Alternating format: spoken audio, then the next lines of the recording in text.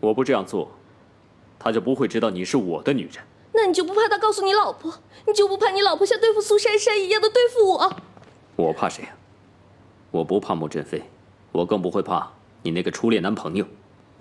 如果你们再敢见面的话，我会让你们都不好过。振飞，实习的事情好好考虑一下吧。行了，姐夫，你费尽心思的想让我回去，可是我回去之后，我站在哪一边？我是站在我爸这边，还是你那边？你姓穆，当然是站在你爸那边了。你还真不把我放在眼里。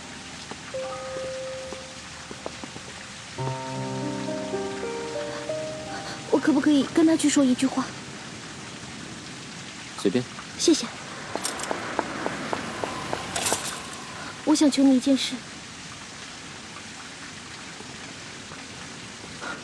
不要告诉叶莹，对吧？放心。谢谢你。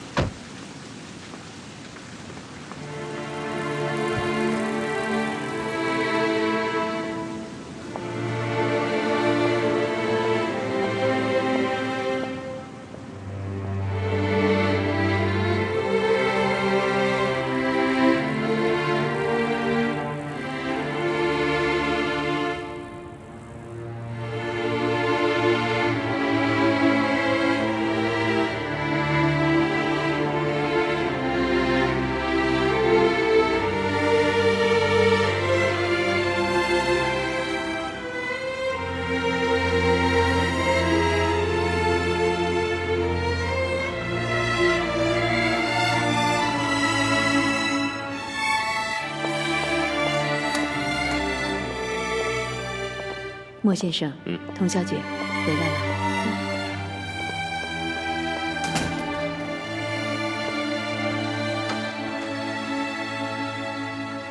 今天晚上你就不用过来了，回你自己房里吧。对不起，这种错误我不会再犯第二次了。这样的蠢事，我也不打算跟你处理第二次。为什么？什么为什么？如果我知道他是你小舅子，我就会离他远远的。你可以告诉我，为什么要用这种办法？我不这样做，他就不会知道你是我的女人。那你就不怕他告诉你老婆？你就不怕你老婆像对付苏珊珊一样的对付我？我怕谁啊？我不怕莫振飞，我更不会怕你那个初恋男朋友。如果你们再敢见面的话，我会让你们都不好过。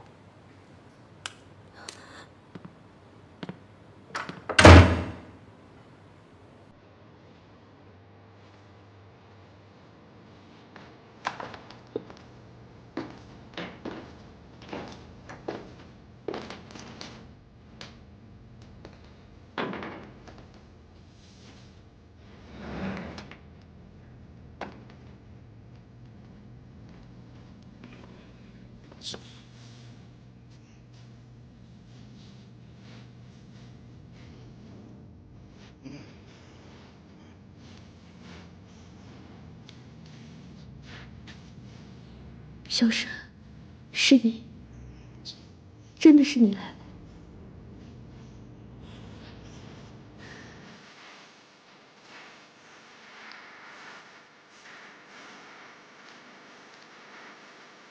明天我就搬走，要么跟我离婚，要么我们就痛苦一辈子。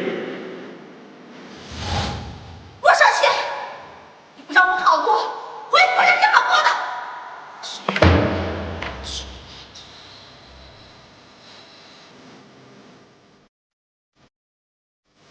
姐，这个男人不爱你，你不会幸福。非得让他爱上我。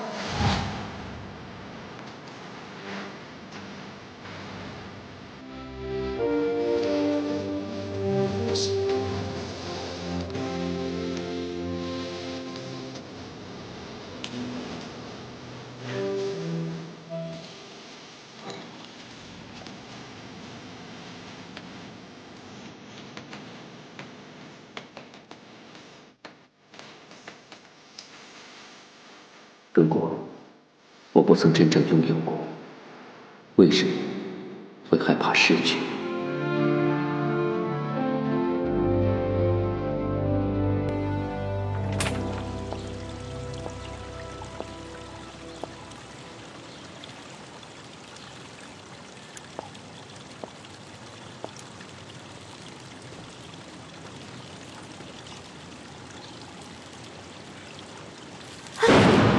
别碰我，你别碰，谁都知道你是什么样的人，真脏。不，我不是那种女人，我不是那种女人。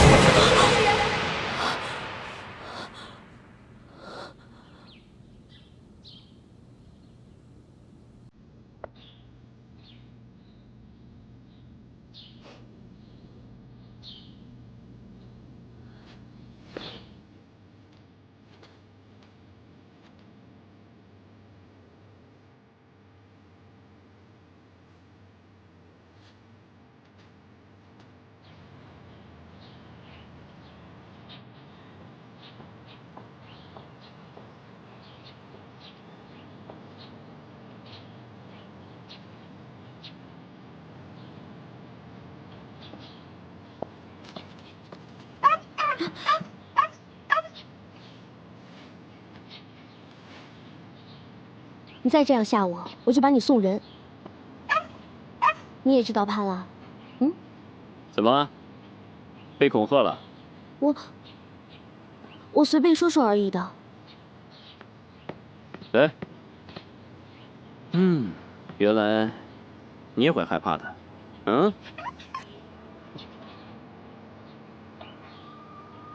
莫先生，车子已经准备好了。你要出去啊？我要去上海谈个合约。那我今天可以去上班了。我下午就回来。哦，那我今天不去上班了。下班以后，跟我马上回家。好的。好好保护可爱。好的。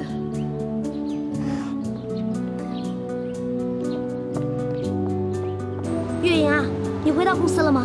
还没有呢，你刚出院就去公司了呀？没事，那我不回公司了，我先去工地看一下。好，晚一点工地见，拜拜。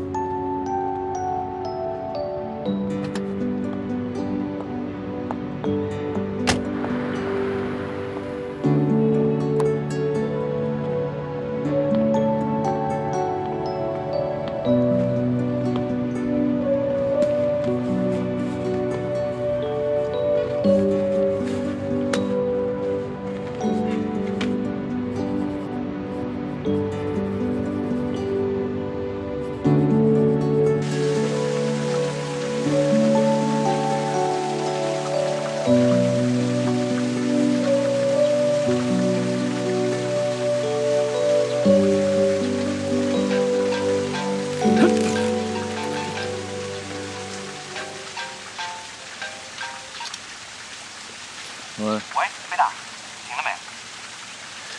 你怎么了？没事。昨天晚上在小花园，不知道怎么就睡着了，可能有点着凉吧。好吧，本来想让你帮我办点事情，算了，我自己来搞定吧。啊，那你就好好休息吧。那我也再睡一会儿，然后我醒了给你打电话。回头我有事要跟你说。怎么样？胃没有问题，这个肺问题也不大啊。不过我给你重新安排了一次检查。明天吧，我待会要出去。不行，先做检查。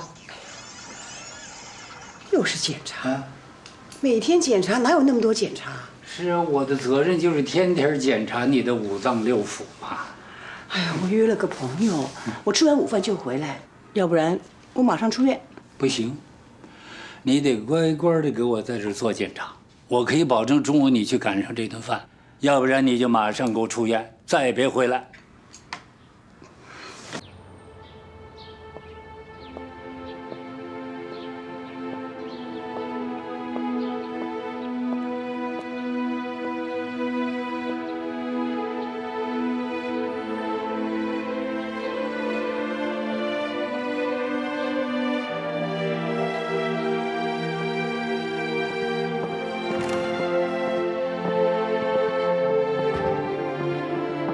您好，请问您几位？5位。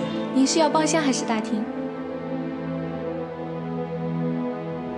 干脆我们离婚吧，你也别跟我闹分居什么那一套。儿子都18岁了，你现在告诉我我们合不来，哼，什么鬼话？正因为儿子已经18岁了，我才不想让他看见我们天天在吵架。从长爱闹都是你。既然谈不拢，我们离婚算了。行，离就离吧。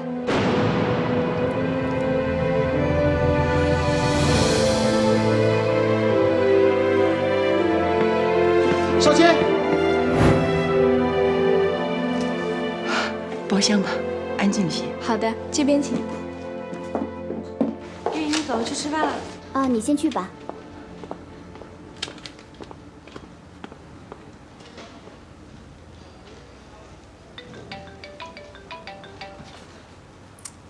喂，怎么样了？好，我现在马上就下去。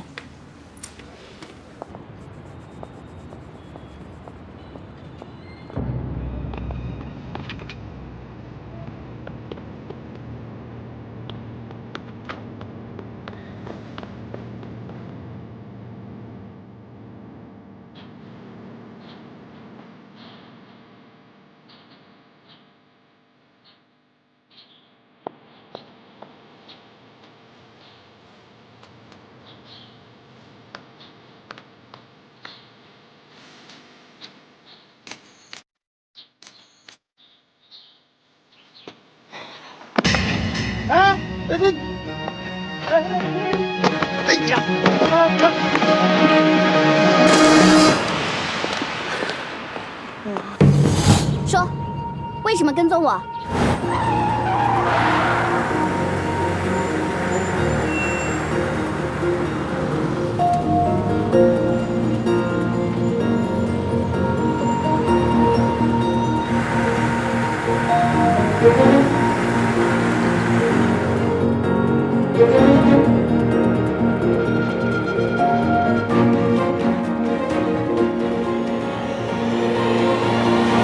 喂，怎么样了？我已经锁定目标了。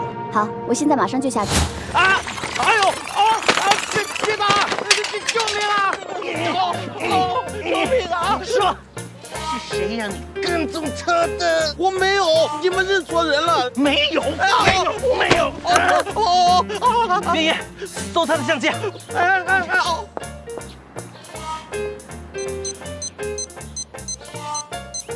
里面都是我的照片，你还狡辩？你一直都在跟踪我，偷拍我。报警！别！我不是坏人，我是个摄影师，我想拍本美少女写真集。美少女写真集啊！我把你打成一个臭肥猪！别打了！我说，我是一个侦探。侦探。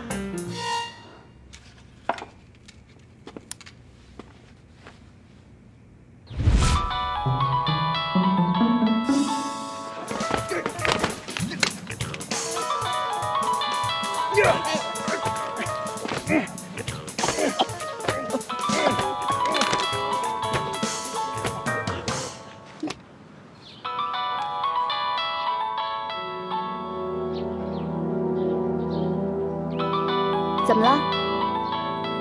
怎么了？亨利，我是穆振飞。我告诉你，你完全跟错了对象。那个刘月莹不用再查了。喂，是穆振飞指示你的。穆振飞？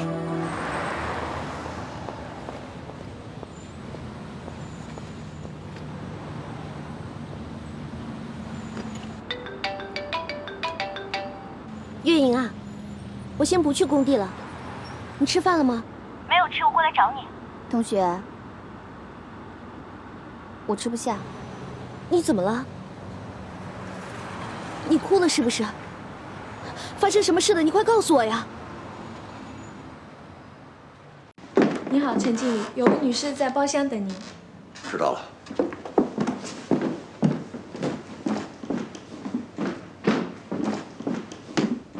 大嫂，老陈，大嫂，你什么时候到的？我早就不是你大嫂了。可你还是少谦的母亲嘛。哎呀，想不到你真的回来了。前几天你给我打电话说你要回来，我还以为你是开玩笑呢。你没告诉他吧？你电话中说不让我告诉他，我敢告诉他吗？你怎么改行了？说来惭愧，前段时间我被那个老狐狸穆长河给踢出了公司，是少谦看我可怜，才给我安排了这个闲职。真是难为那孩子了。可是我觉得少谦好像对这儿情有独钟，他时不时常来这儿坐坐呀。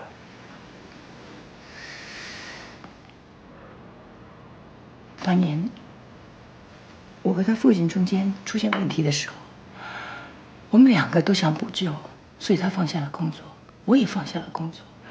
我们带着少谦，一家3口来这儿度了几天假。结果就是在这家餐厅谈的离婚。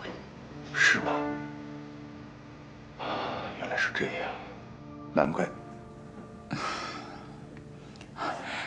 我先见你，是我想跟你打听一个人。谁呀？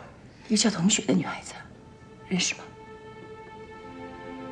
我真的不认识啊。她是童文斌的女儿。是吗？她跟我儿子到底是什么关系？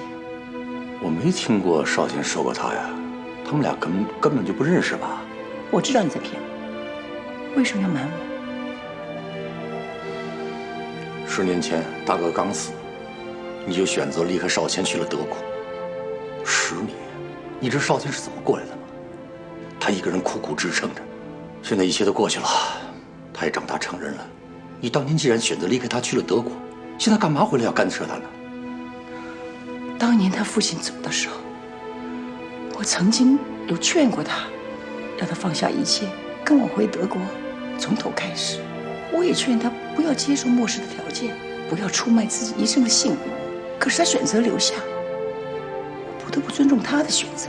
但是就像你说的，作为一个母亲，儿子的事情，我能不干涉吗？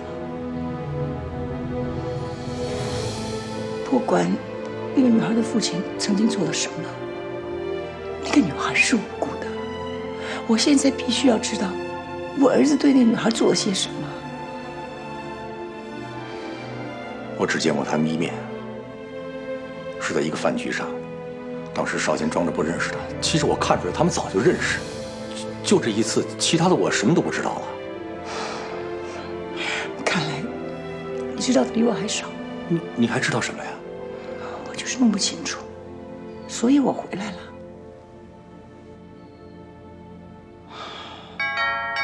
谁啊？来了来了！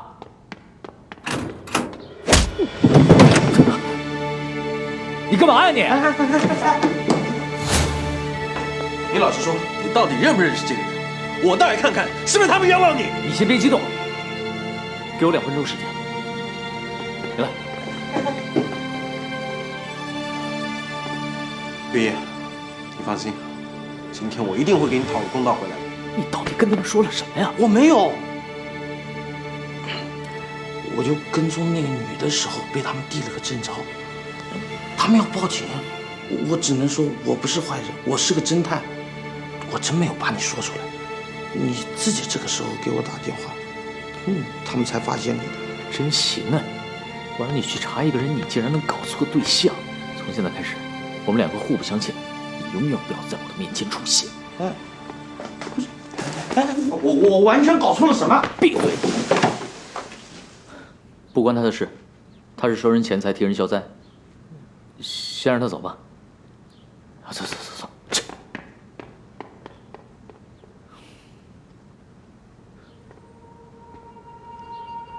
对不起啊。这一拳不是帮月英打的，这一拳是帮我自己打的。赵高兴有眼无珠，竟然会认识你这样的人，还把你这样的人当成好兄弟、好朋友。穆振飞，我根本就没想到你会是这种人，我还把你当铁哥们。月英这么好一个姑娘，你竟然怀疑她是不三不四的女人。你为什么要查我？我是帮一个朋友查的，你们都不认识。我不认识的人跟我有什么关系？其实昨天我已经知道了，是搞错人了。我只是还没来得及告诉那个侦探不要再查下去。穆振飞，枉费我这么喜欢你，可你心里根本就没有我，你为什么要这么轻视我？月英，不要再骂他了。同学，月英，不要再骂他了。不关他的事，是我对不起你，是我对不起你。你闭嘴，跟你有什么关系啊？你才闭嘴呢！你凭什么对他大呼小叫的？你心里变态啊你！你以为你可以对所有的女人都大呼小叫吗？穆振飞，你给我记住了，从今以后，咱们谁也不认识谁。月英，月英，我不揍你一顿，我解不了心里这口气。哎，不要再打了，不要再打了，学长，不要再打了，你快去追月莹吧，我还有一些话要对她讲，她一个人我不放心啊。去啊！哎。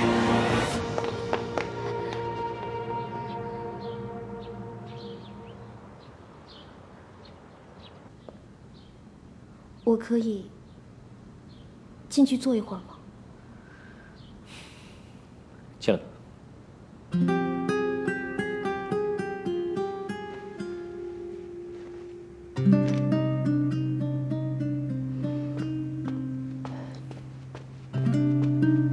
喝水。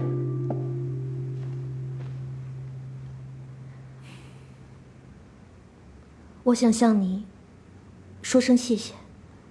谢谢你刚才没有揭穿我的身份。不用谢，我答应过你不告诉月莹的。昨天晚上回来之后，我想了很多，想了姐姐，想了姐夫，我还想了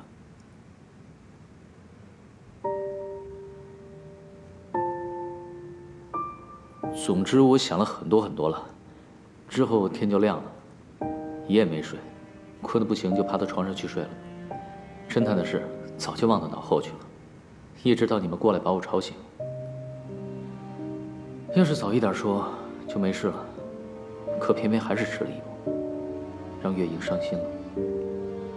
那月莹和她的照片，我骗你的，那照片不是我拍的，是那个侦探给我的。原来一开始他就搞错了对象。那天你的手机砸了我，其实你想砸的人是……你的意思是我故意用手机砸了刘月莹，然后误伤到了你？我有那么狠毒吗？那是个意外，却没想到会伤到你，让我们遇上，也是注定的吧？是啊，是注定的吧？也注定了我们不能成为朋友，很可惜。好了，我该说的都说完了，我不打扰你了。你放心，以后我不会再来打扰你了。不再见了。哎，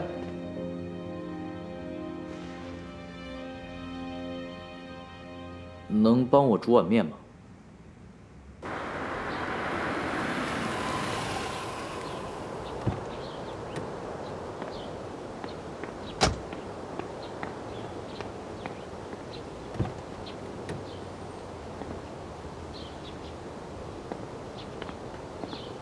你打算什么时候见少谦的？明天吧。那个女孩，哦，就是童明的女儿，你见过她吗？见过，在你想也想不到的情况下。陈经理，什么事儿？莫先生来了。他不是去上海了吗？什么时候回来的？坐哪儿啊？他就坐在他平时坐的地方。大概是注定了，我们母子要早一天团聚。走吧。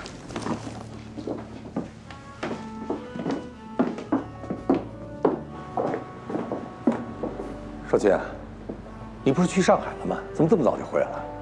哦，那边那个合约有些细节要修改，我明天再过去。我听他们说包厢里面有客人呢，看来你是福将啊，第一天上班就招来客人了。这客人不是我招来的，是你招来的。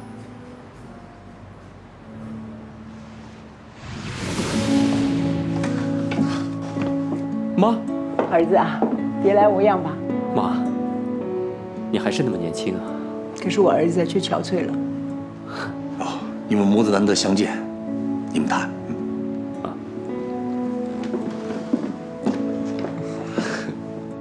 你慢慢吃，我先走了。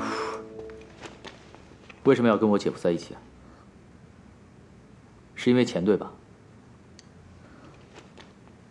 随便你怎么说吧。其实你不是这样的人，如果只是为了钱，你专心伺候好他就行了。为什么还要打工呢？而且还不是那种玩玩而已，是非常卖力气的去干。刘月莹是你最好的朋友，你连她都没有告诉我，憋在心里很难过吧？既然我已经知道了你的身份，你说说又何妨呢？既然我一直忍住没有跟任何人说，现在也没有必要跟你说。如果你是因为好奇，那请你收起你的好奇心。我只想说的是，这一切都是我自己的选择，我不怨任何人。或许我可以帮你呢。儿子，我们上一次见面是什么时候的事儿了？3年前，我去维也纳出差，你特地过来看我。已经3年了。你什么时候回来的？怎么回来也不告诉我？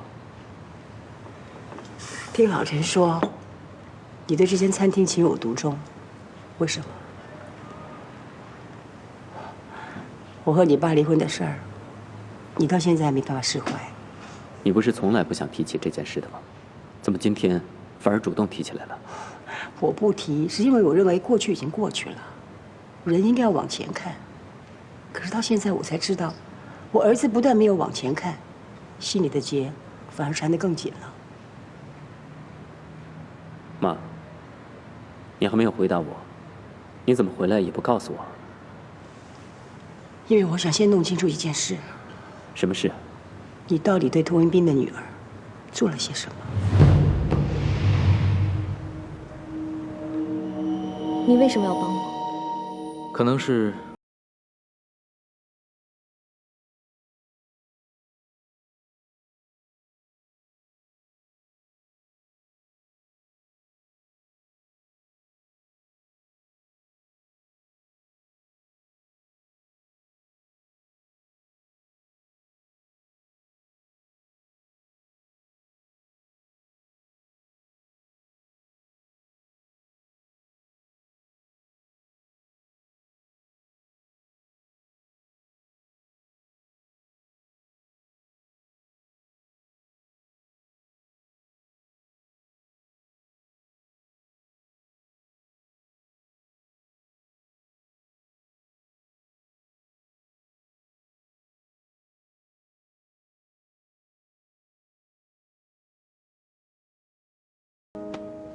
过来坐。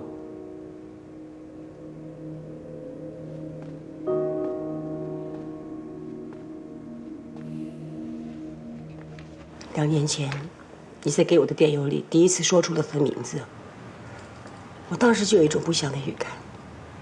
可你后来再也没有跟我提起过他，直到上个月，你又再提起他，你说是他欠你的，这笔债应该由他来偿还。我追问你到底发生了什么事儿，你却又绝口不提了。所以我想，我必须回来了。我没有对他做过什么。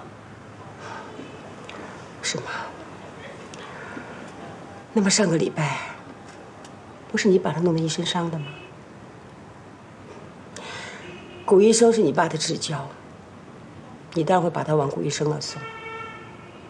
正好那天我刚回来，也到古医生那做常规体检，就这么碰上。当然我没告诉他我是谁。他怎么说我？我问他，那个人是你男朋友吗？他说不是。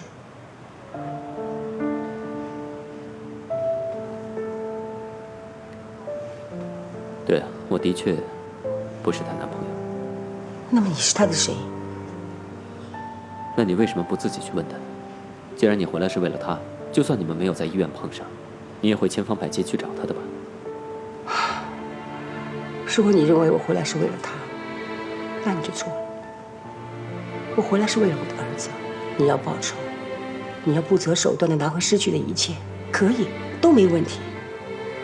可是你如果把仇恨发泄在一个无辜的女孩身上，那你就走偏了。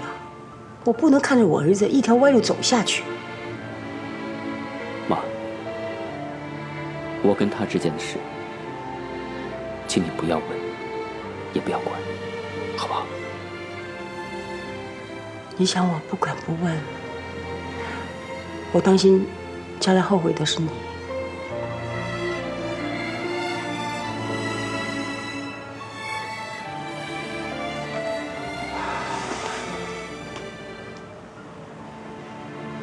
妈怎么了？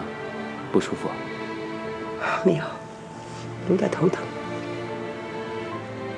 这儿怎么到处都是这种花呀？这花的香气太霸道了，真让人受不了。那我们走吧。你还没回答我呢。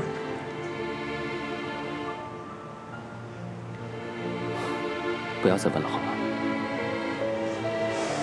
你不是一直很想知道我和你爸是为什么离婚的吗？是，我是一直都很想知道你们为什么要分开。我问过你很多次，可你从来不肯告诉我。如果今天我可以告诉你，我真的很想知道。不过你得答应我一个条件，你要回答我一个问题：你是怎么盯上这个女孩的？儿子，告诉我，妈想帮你。我可以告诉你，不过不是想让你帮我什么。你应该知道，是没有人能够斗得过他的。是吗？我一直有一个疑问，也许你能够给我答案。好啊，如果知道答案的话，我一定告诉你。不过为了公平，你要先回答我的问题。的确很公平。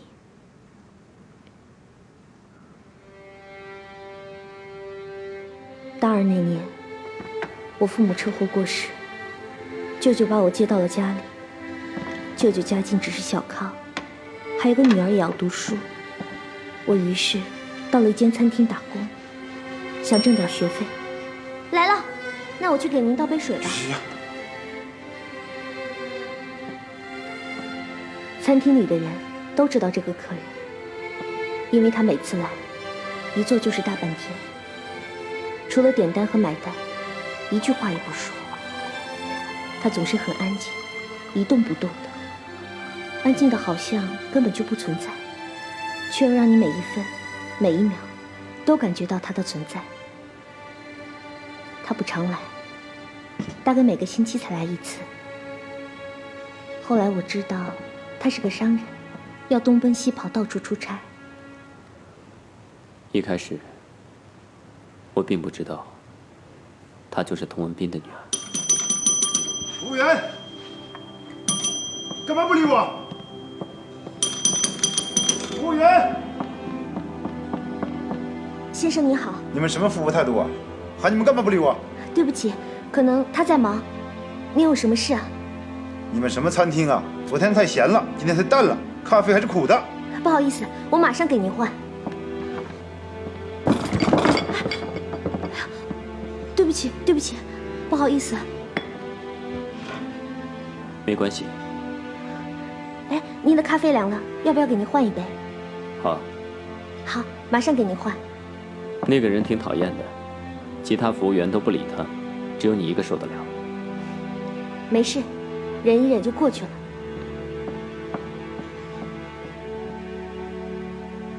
没事儿，忍忍就过去了。没错，这是你父亲生前经常挂在嘴边的话。我爸是白手起家，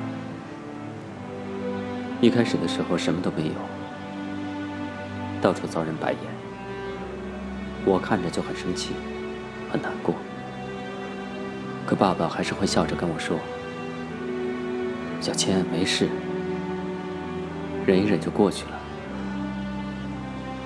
后来他生意做上去了，发达了，这句话还是经常挂在他嘴边，可口气已经不像从前的委屈、忍忍，而是扩大。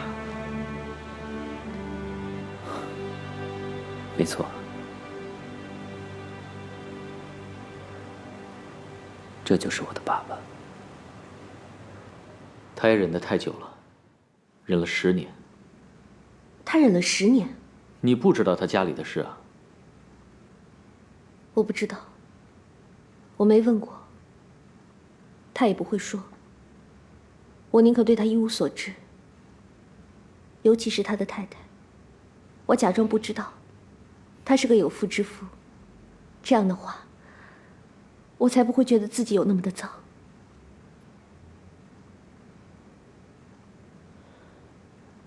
然后呢？后来，那个客人突然不来了。本来他几乎是天天来的。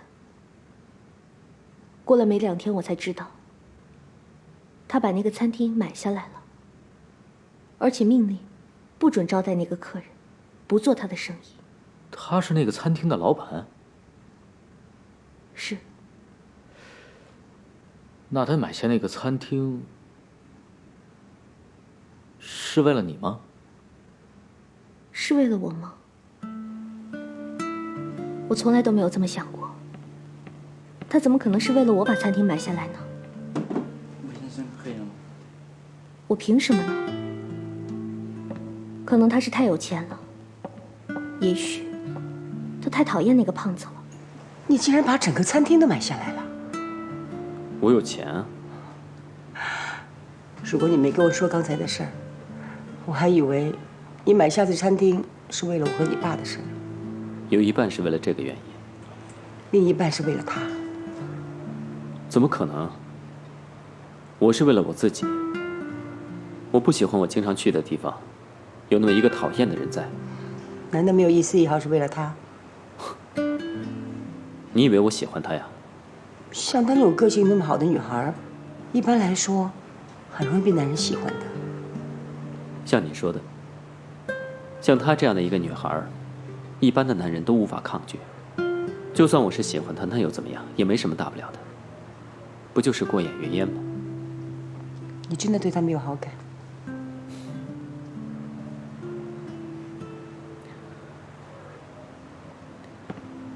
对，我承认，他的确是有一种让人很舒服的感觉，永远脸上挂着笑容，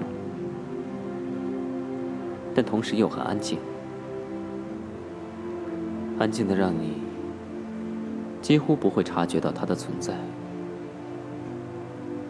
可当你需要他的时候，他就会出现。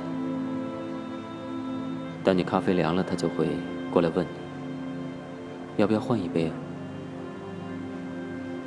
当我准备离开的时候，他会及时跑过来，问你是不是要结账，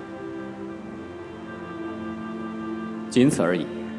你到现在还是这家餐厅的老板？一直都是。难怪还没关门大吉，原来幕后大老板是莫总。其实啊，这餐厅的生意真的不怎么样，这几年来我一直在亏本。你竟然肯做亏本生意？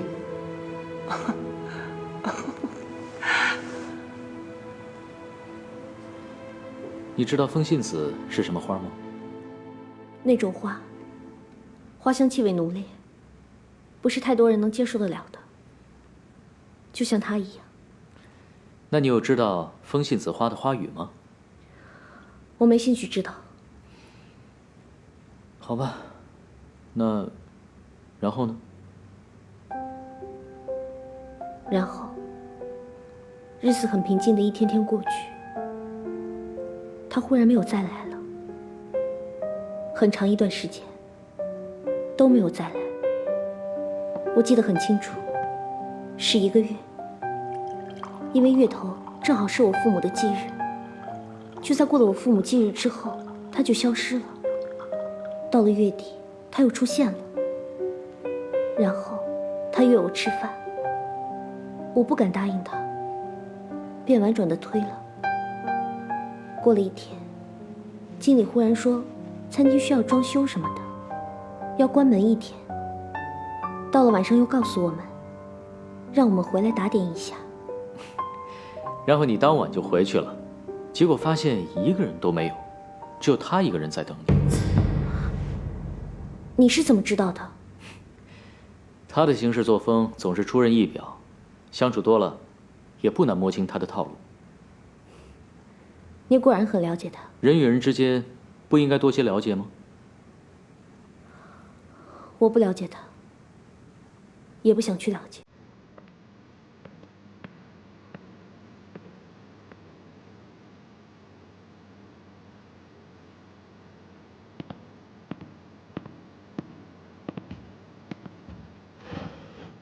来。当时我整个人几乎快傻了，我一步一步的走过去，每一步都是那么的不真实。当时我心里转了无数个念头，我不是没有想过，他可能是对我有意思，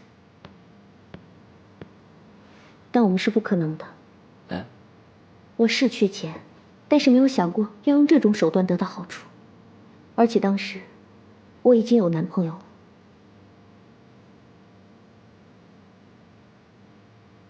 不用客气，吃吧。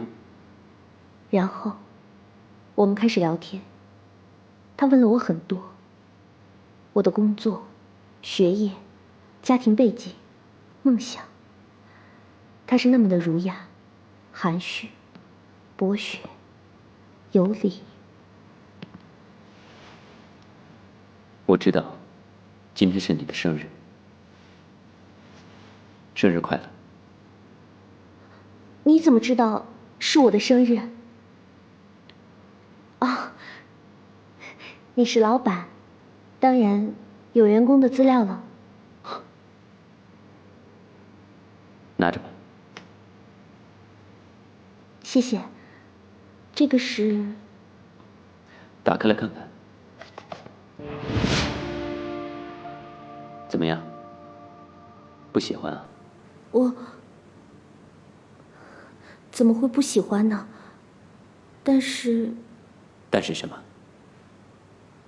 虽然我不知道这条项链有多贵重，也知道有钻石镶着，一定不便宜，但是一个男人送这么贵重的东西，我就是再笨也明白。那你怎么说？对不起，我不能接受。我们是不可能的。真是一个难得的好女孩啊！面对这样的诱惑却不动摇。换作是我，说不准马上就跟你跑了。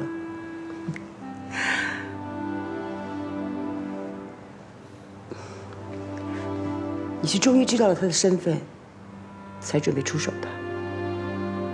是。其实我很少来这里出差，但是只要我有时间，我就会来这里。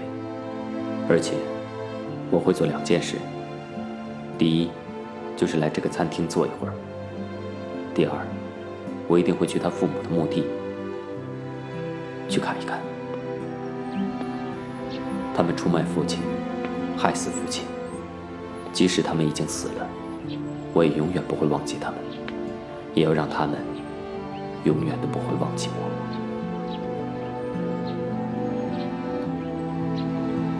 然后你就马上去查他的身世了。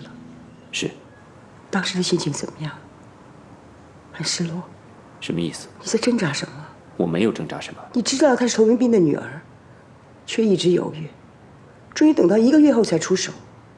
这段期间你在挣扎些什么？因为你发现了她的身世，终于找到了报仇的对象，可你心里的明白，她是无辜的，是吗？看来我儿子还没有那么坏。最后是什么刺激了你？当我发现了他的身世之后，我开始失控，每天监视着他，什么都不做，只监视他的一举一动。抓好了。好。回家了啊。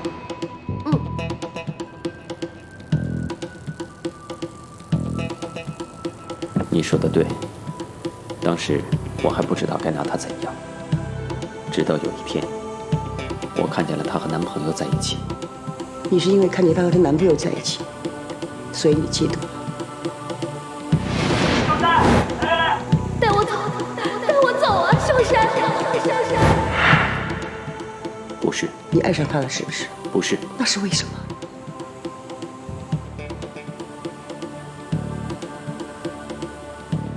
那是因为我受不了，他还能活得那么开心，既然我一辈子都不能幸福，那凭什么他就能幸福？那为什么这里摆满了风信子，连餐厅的名字都改作风信子？风信子代表什么？爱情、嫉妒、悲伤、怀念，还要赌注。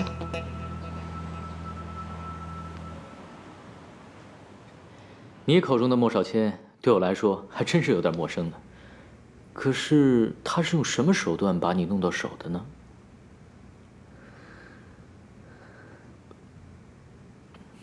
对不起啊，我说话有点重。无所谓，整件事情本来就很肮脏。那顿晚饭之后，我就辞掉了工作。他也没有再打过电话给我。我以为整个事情就这么结束了，不知道从什么时候开始，家里的气氛开始变得不对劲起来，就连平时活泼可爱的表妹都一反常态的沉默下来了。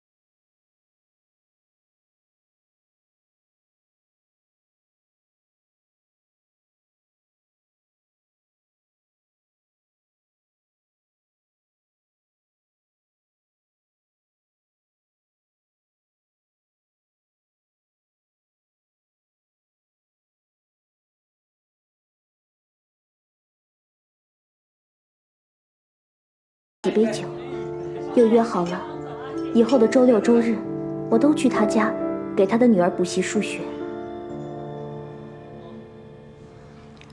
我送你的那个小狗还在吗？在。我给它取名可爱，知道什么意思吗？你没有跟我说过。可爱，可以爱的话，不要去恨。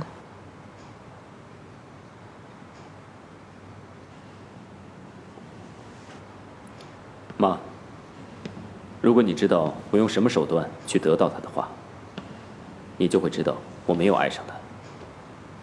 你爱一个人，绝对不会用这种手段。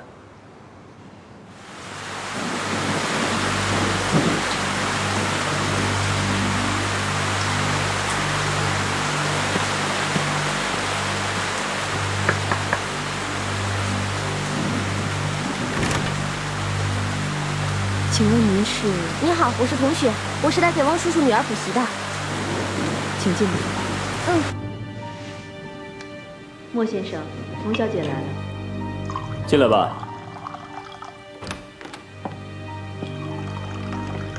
谢谢。很准时嘛。来，吃点点心吧。怎么是你？你辞了职，我给你打电话你又不接，那我只好另外想办法了。汪叔叔跟你是一伙的。我很感激他帮了我一个大忙。莫先生，我以为我上次已经说得很清楚了。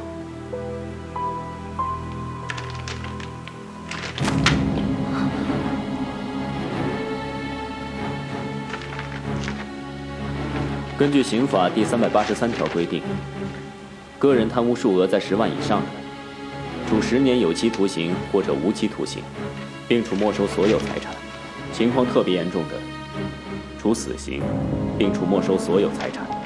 数数那些零，估计你舅舅这下半辈子都要在牢里面度过了。你想怎么样？我也想通过正常的方式来追求你。但是我没有想到你那么清高，而且我这个人非常没有耐心，我不想浪费时间，你也不值得我浪费时间。事情很简单，只要你给我我想要的，我保证这些证据都不会出现在反贪局。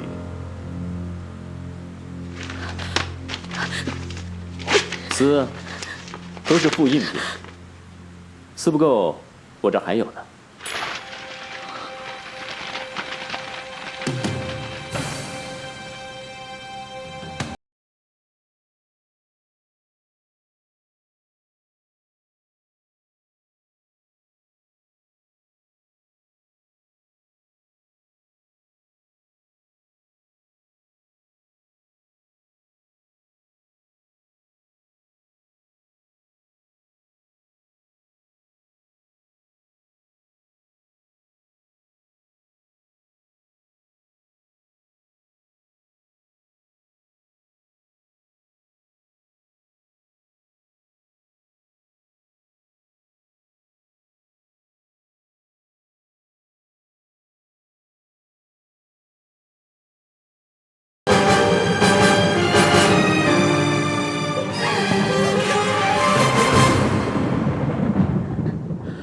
我不想再说了，我真的不想再说了。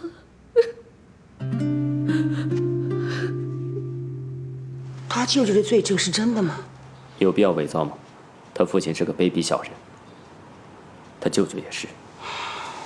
有个这样的父亲和舅舅，真难为这孩子。有我这样的一个儿子，你也很失望吧？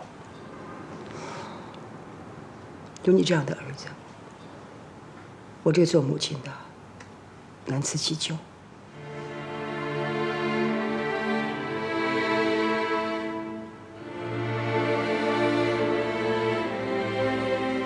不要用这种可怜的眼光看着我。这一切我无从选择。其实，我也可以不管舅舅的死活，可是我做不到。哎，你舅舅知道吗？不知道。我想，他做梦也想不到，他的那个朋友是那么坏的一个人。我也不想让他知道。她是我唯一的亲人。你自己有什么打算？如果他一直不肯放你走，你怎么办？不会，他总有一天会放我走的。怎么说？他不过是拿舅舅来要挟我。只要舅舅不在，他就什么都不是了。我会把舅舅他们都送走。只要他们愿意，我会把他们送出国。你是说去移民？那需要很多的钱啊。他心情好的时候，就会送我戒指、项链什么的。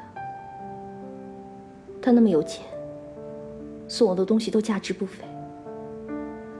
我也不会装清高，他送给我，我就收下。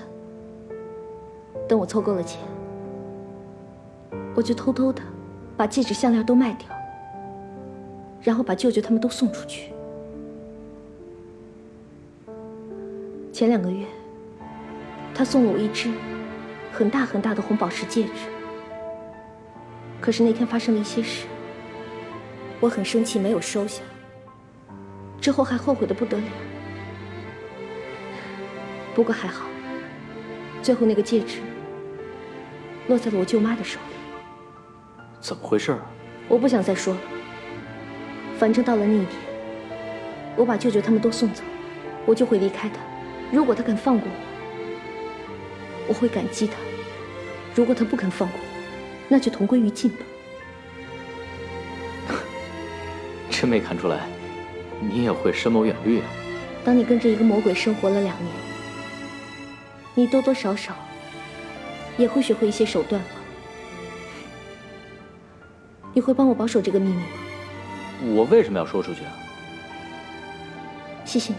那你心里到底有什么疑惑呢？你会帮我保守这个秘密吗？我为什么要说出来？谢谢你。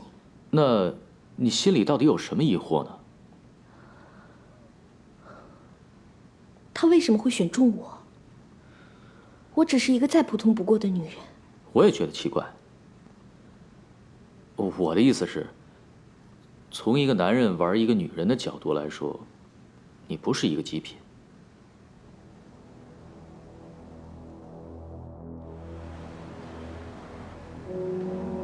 你回来果然不是为了我，你是为了他，你希望我放过他是吗？什么年代了，还要父债女偿这回事吗？即使把债讨回来了，你把你自己也赔进去了。再说，你难道一点不内疚吗？人皆有情，你跟他在一起2年多，你难道对他一点感情都没有吗？放了他吧，把他留在身边，你心里的仇恨就更放不下了。你有没有仔细想过，这段期间你是在虐他，还是在虐自己？少谦，你马上离开那个女人。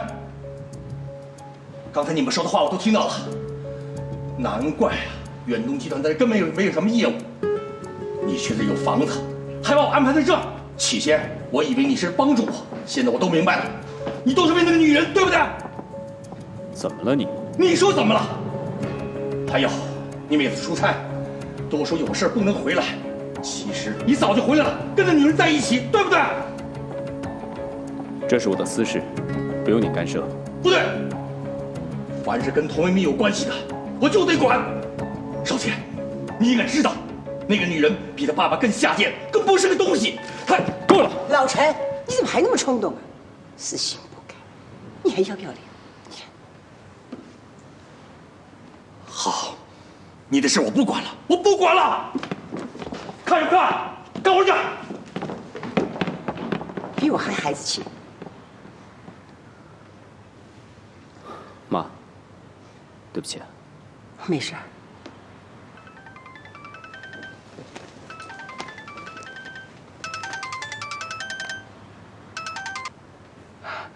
约了朋友，在催我呢。那我送你去吧。好。我开始也以为他只是看上我什么的，后来我觉得不是，我觉得他是讨厌我，甚至是恨我。恨你？我觉得他是恨我，我也不知道是什么原因。直到今年我爸死忌的那一天。你认识我爸吗？我爸是童文斌。童文斌？不认识，我也没听说过。你们那天到底发生了什么事啊？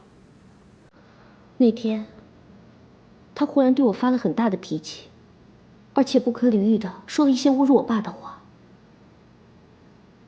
我在想，是不是和我爸有关呢？可是他并不认识我爸呀。你问过你舅舅吗？我想问，可是没有真的去问。我怕我舅舅会发现什么。你是真的一点都不知道？不知道。我以为你怎么说也是他的家人，好歹也会知道点什么。不过算了吧，像他这种把自己隐藏很深的人，谁知道他心里想什么呢？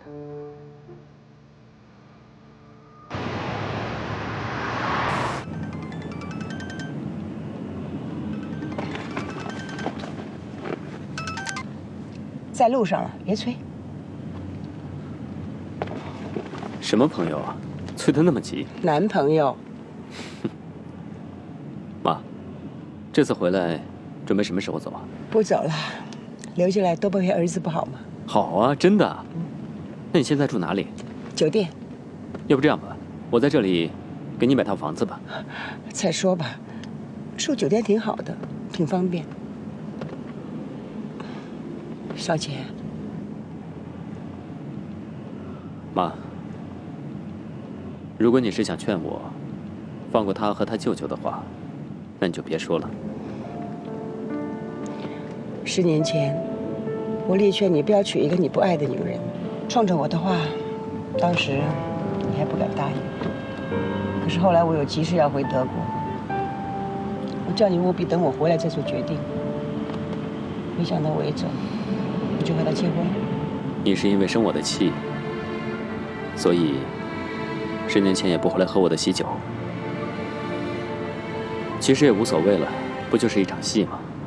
有我演出就够了，不用你回来跑龙套。妈，我明天去上海出差，今天晚上一起吃饭吧。我不是跟你说了，我约了男朋友嘛，急什么？以后咱们有的是时候聚聚呢。妈，那我呢已经回答你的问题了，你能不能告诉我，当年为什么你和我爸分开？我到了，老马，停车。好。我还赶时间，等你出差回来，我再告诉你。我答应你的，一定会做到。那你至少告诉我，是不是因为有第三者呀？如果真有第三者，第三者就是你。好了，回来再说啊。妈，自己小心啊。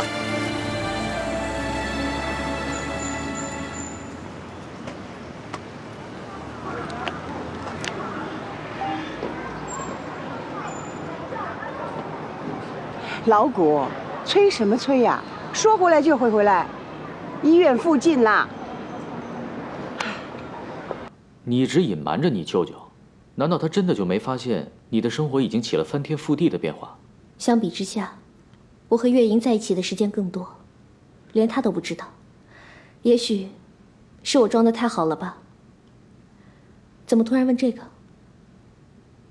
哦，没事，我就是随便问一下。好了，那我不打扰你了，我也得回去了。回去晚了，又不知道他该怎么对付我了。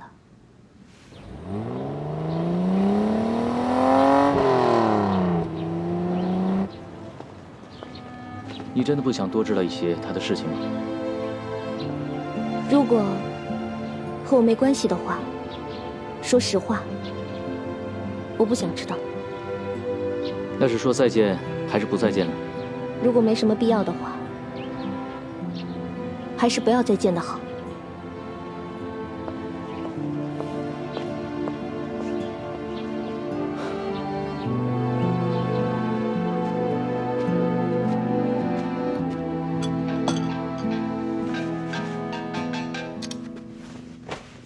老姐，怎么了？是啊，什么时候来拜访拜访我呀？你不是在说笑吧？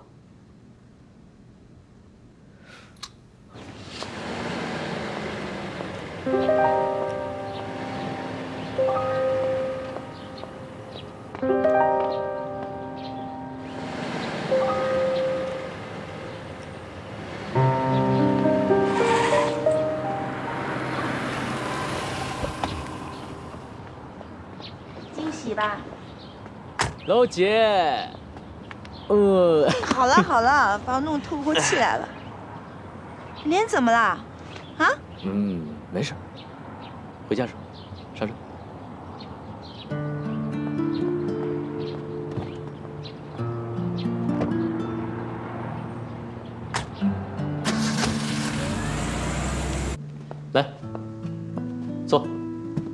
呦，全是垃圾。哎呦，姐，你总是那么美艳动人呢。少在这嘴甜了，你过来。怎么回事？交代。哎，看看。哎呀，没事，我这个是早上出去爬山的时候跟别人吵了一架，男人嘛，打一架很正常。没伤了你吧？哎，放心，对方比我惨。那还差不多。你要是比他惨，我找你揍他一顿。那是必须的。好了，现在说说你吧，怎么有空跑到我这儿来了？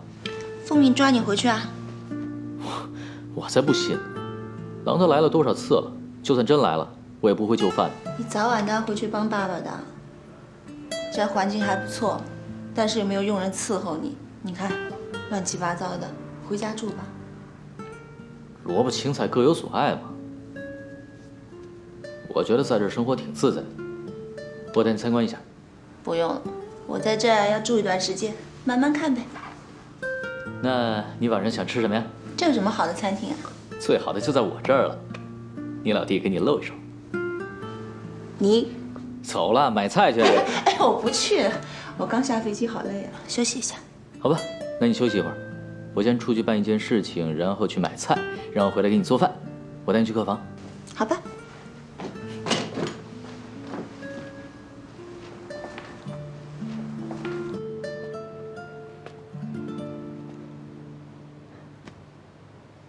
高兴，月莹呢？你把她送回去了？怎么了？还生气呢？不都让你打了吗？你以为被我打过了就可以当一切事情没有发生过吗？不至于吧？我一直以为你是一个光明磊落的汉子，我真没想到，你会是这种人，用阴招。对不起。我错了还不行？哪凉快哪待着去。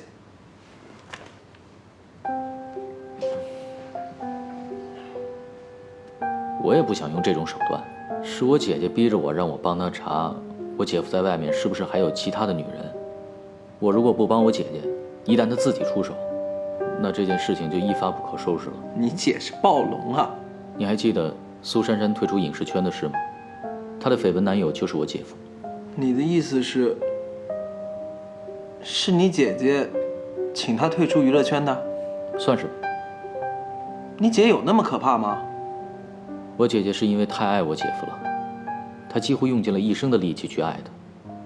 可是我姐夫并不爱我姐。这倒是蛮荡气回肠的啊。哎，那你是原谅我了？我可没那么说。童小姐回来了，莫先生呢？在书房，等你回来吃饭呢。知道了。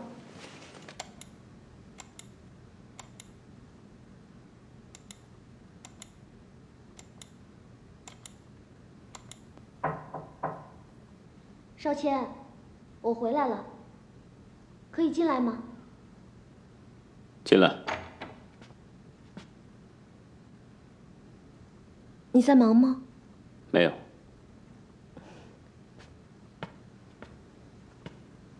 对不起，我回来晚了，还要让你等我吃饭。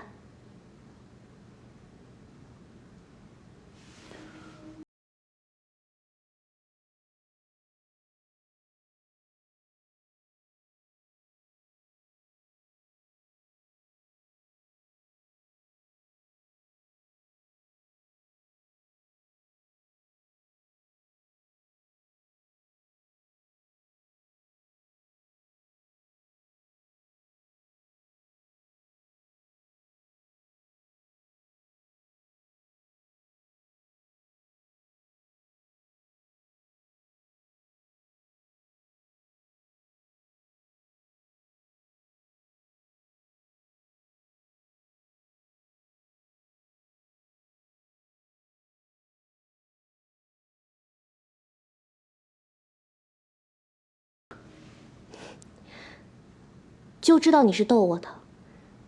我去洗把脸，丁管家在准备晚饭了。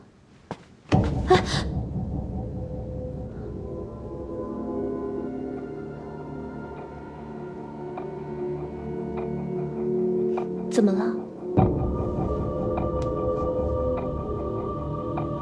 你想得美，我才不会放你走。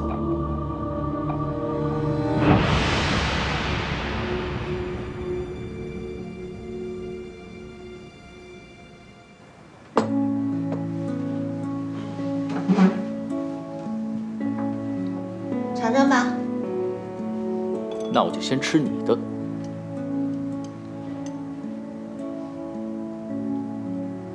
好吃姐，天生的大厨。那，尝尝。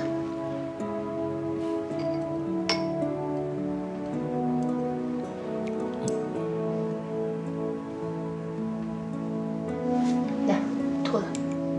吐了。这不公平吗？你这是天生的厨艺，一定是你还在娘胎的时候妈多给你的，100%的不公平。我逼你跟我比了吗？不自量力你就。我就是不喜欢你这个好胜劲儿。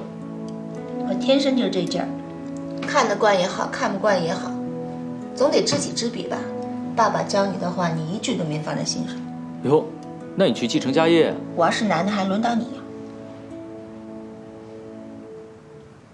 姐，你老实交代啊，你这次回来，就是因为想我了？想你当然是原因之一了。哦，你不想我吗？那原因之二呢？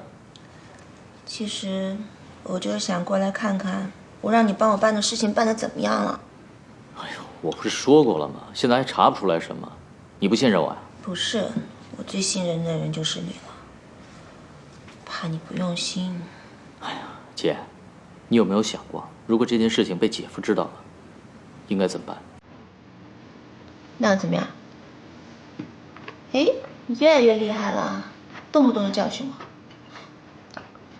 每一件事情都有100种解决方法，你偏偏要选最坏的那一种。苏珊珊的事情是我知道的，我不知道的呢？爸爸说了，一次不忠，百次不用，我要掌握他的一举一动。那，你的意思是，因为姐夫曾经背叛过你，或者说是担心姐夫再次的背叛你，你才查的他喽？对呀，不行吗？你为什么不敢承认你是因为太爱他了？你就是因为太爱他，他又不理你，所以你才想知道他的一举一动。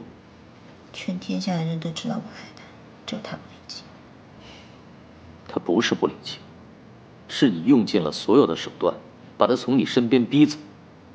我不是在教训你啊，我是真的心疼你。如果有这样的女人，也这样的爱着我，我宁愿为她去死。可是如果这个女人也用这样的手段对付我的话，不管我多爱她，我都不会选择她。你懂吗？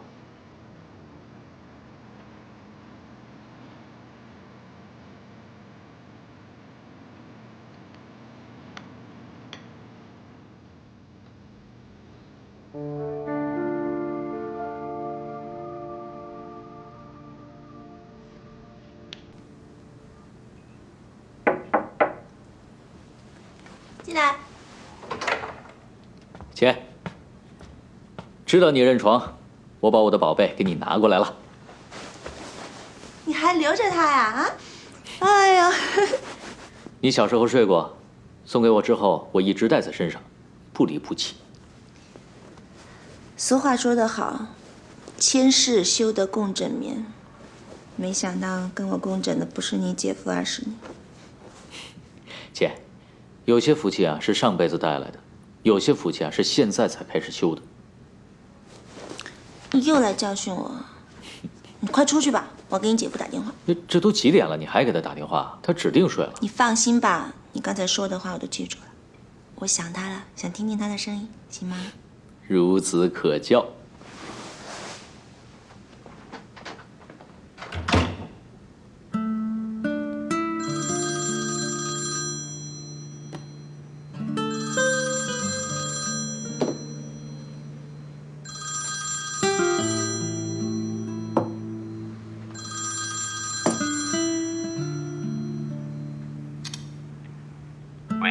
睡了吗？准备睡，怎么？你在哪呢？在上海吗？明知故问。我知道，我是想问你住哪家酒店？是不是公司一直订的那家？上次支援回来说他们的服务越来越差了，如果不好就换一家吧。我已经换了。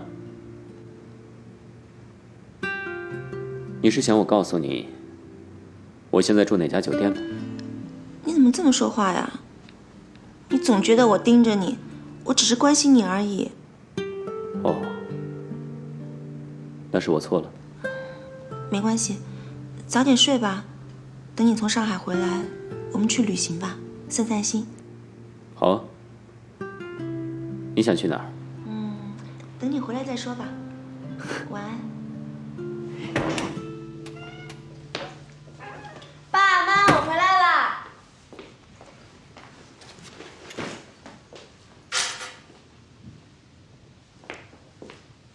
爸妈，妈，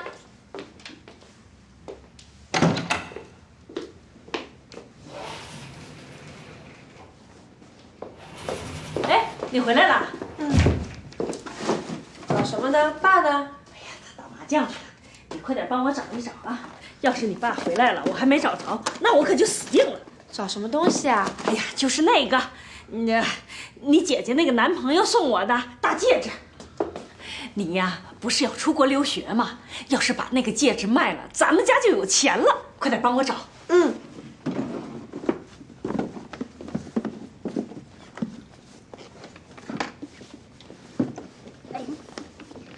哎，找到了！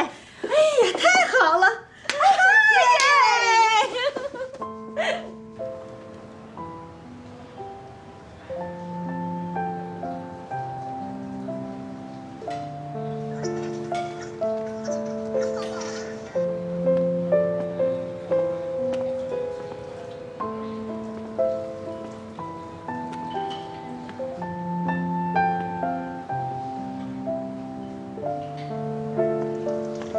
妈，快点个早餐吧，时间不多了。不吃了，一会儿在飞机上面吃。衣服穿那么少啊？早上出门没看新闻报告，上海那边下了场雨，天气变凉了。我知道，我有大衣在车上。再说我衣服不够，何姐会帮我打点的吧？她还好吧？挺好的。妈，能不能别打了？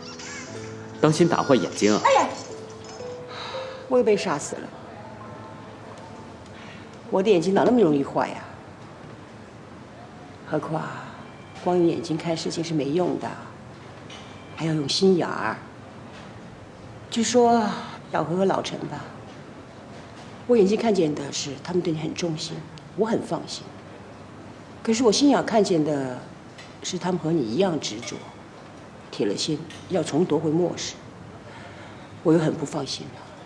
有什么好不放心的？既然我是铁了心了。那身边多一个人总比少一个人好吧？那既然这样，有什么事儿你可以跟你妈商量，听听不同的意见呢。妈对你也是忠心耿耿的，身边多一个人总比少一个人好吗？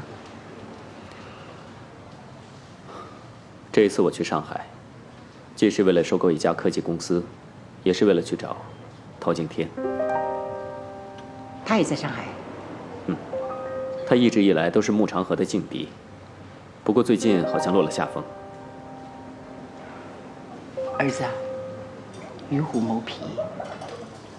我不怕老虎，而且我要谋他的皮。也好，扒了他的皮送我一张，好让我做个垫子啊，放在屁股底下。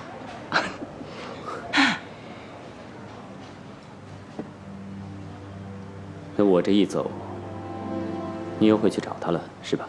你反对啊？反对什么呀？你有你交朋友的权利，他也有，我不反对。你竟然给他交朋友的自由啊！我儿子蛮大方的嘛。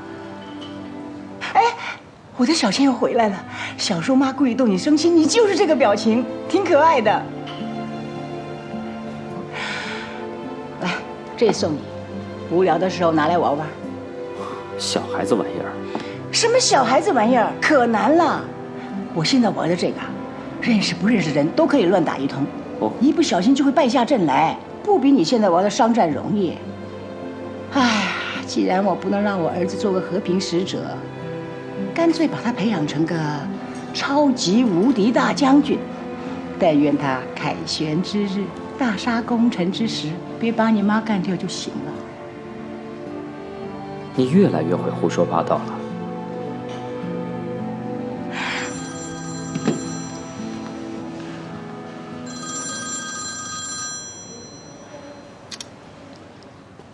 喂，穆先生，你现在有空吗？什么事？急事啊，跟雪儿有关的。